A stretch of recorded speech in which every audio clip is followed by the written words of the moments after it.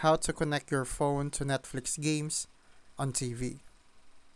I'm going to tell you how to connect your phone to Netflix games on your television so you can play them with your device as the controller.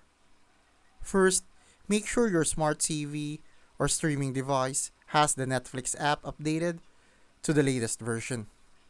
Then, open the Netflix app on your TV and log in.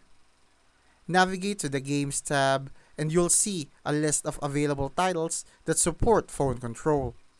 Choose a game. When it loads, a QR code will appear on the screen. Now grab your phone, open the Netflix app, and scan the QR code or enter the pairing code manually.